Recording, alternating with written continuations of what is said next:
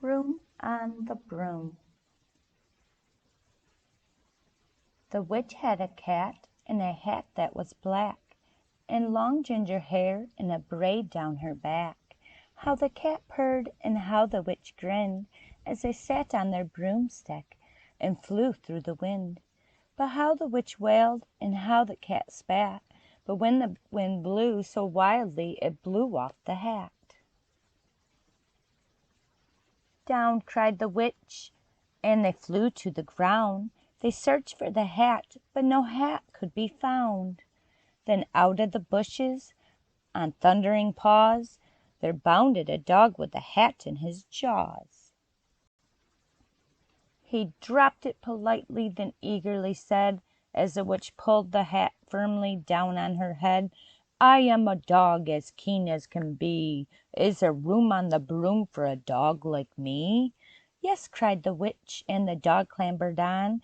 The witch tapped the broomstick, and whoosh, they were gone. Over the fields and the forest they flew. The dog wagged his tail, and the stormy wind blew. The witch laughed out loud and held on to her hat, but away blew the bow from her braid just like that.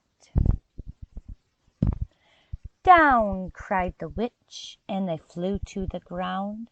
They searched for the bow, but no bow could be found. Then out from a tree, with an ear-splitting shriek, there flapped a green bird with the bow in her beak. She dropped it politely and bent her head low, then said, as the witch tied her braid in a bow, "I am a bird as green as can be. Is there room on the broom for a bird like me?" "Yes," cried the witch, so the bird fluttered on. The witch tapped the broomstick, and whoosh, they were gone. Over the reeds and the rivers they flew. The bird shrieked with glee, and the stormy wind blew. They shot through the sky to the back of beyond. The witch clutched her bow, but let go of her wand. "Down!" cried the witch, as they flew to the ground. They searched for the wand, but no wand could be found.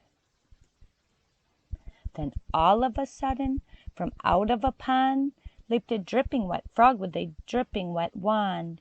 He dropped it politely, then said with a croak, as the witch dried the wand on her fold of her cloak, "I am a frog as clean as can be. Is there room on the broom for a frog like me?"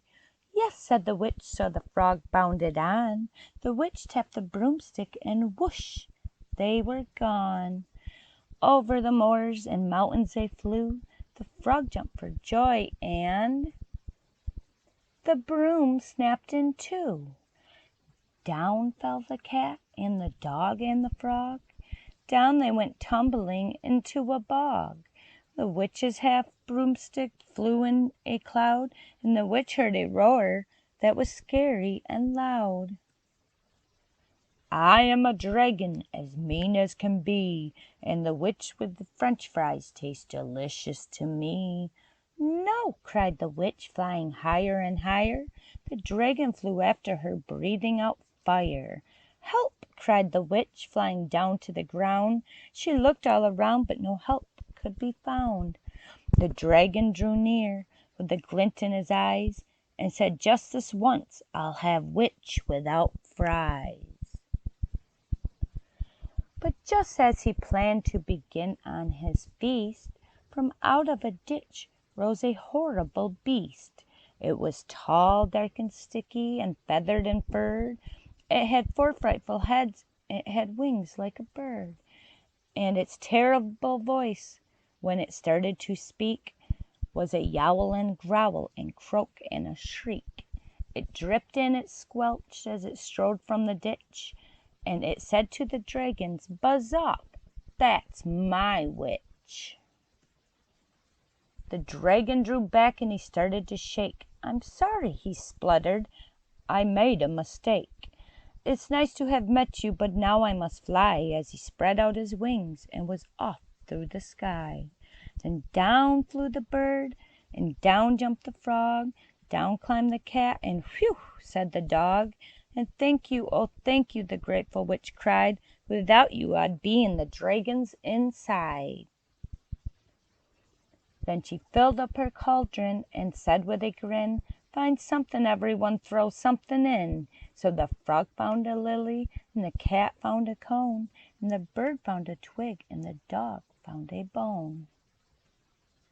They threw them all in, and the witch stirred them well, and while she was stirring she muttered a spell.